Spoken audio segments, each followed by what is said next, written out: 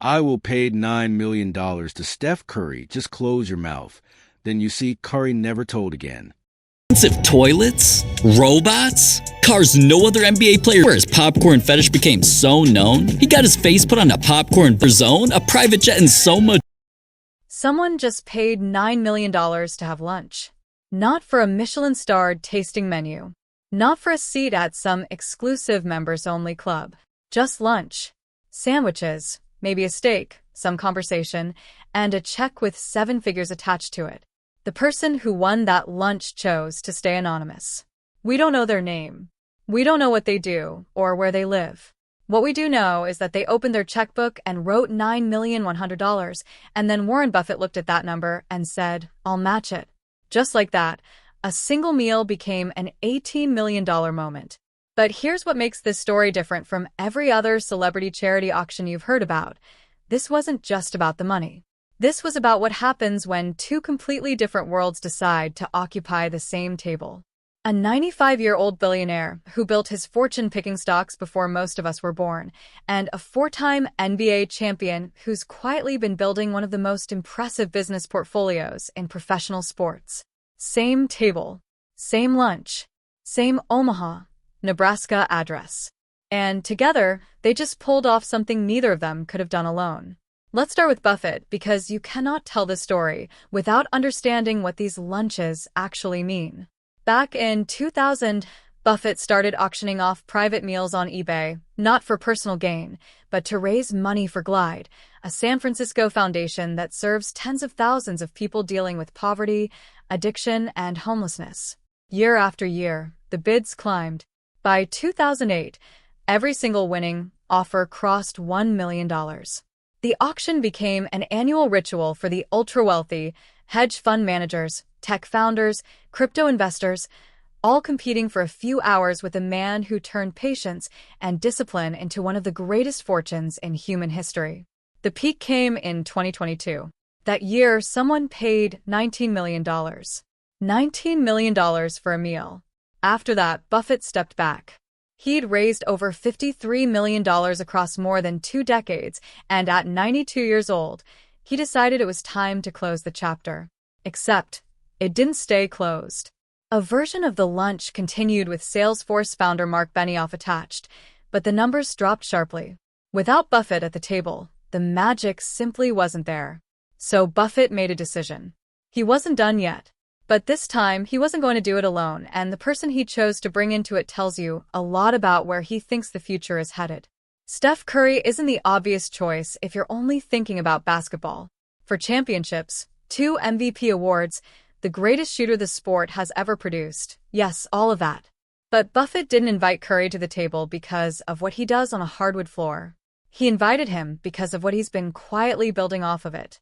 Because while most athletes spend their peak earning years enjoying the moment, Curry has been studying, investing, and building a business footprint that most corporate executives would envy. Media ventures, sports technology companies, lifestyle brands, health and wellness. His portfolio reads less like a celebrity's side projects and more like a deliberate strategy assembled over years. And now, enterprise AI. Earlier this month, Curry was connected to a Palo Alto startup called Simplicity, a company that isn't building another chatbot or consumer app. Simplicity is going after something much more specific: the complex, repetitive, high-stakes workflows that run industries like real estate and travel. Compliance processes, transaction coordination, client communication, booking management, marketing generation. The kind of work that burns hours and creates errors when humans do it manually. The company's co-CEO described their approach plainly: build the engine once and deploy it across multiple industries. It's already live. Douglas Elliman and One Sotheby's International Realty are reportedly already running the platform. This is not a pitch deck. This is an operating company with Curry's name behind it. What's interesting about that investment isn't just the technology, it's the timing. We are in a moment where enterprise AI is moving from experimental to essential.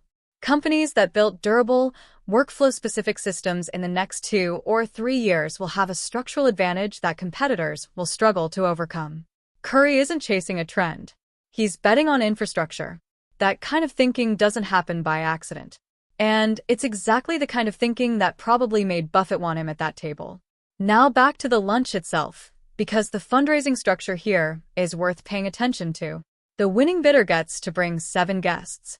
That means up to 8 people will sit across from Buffett and Curry for a few hours in Omaha next month.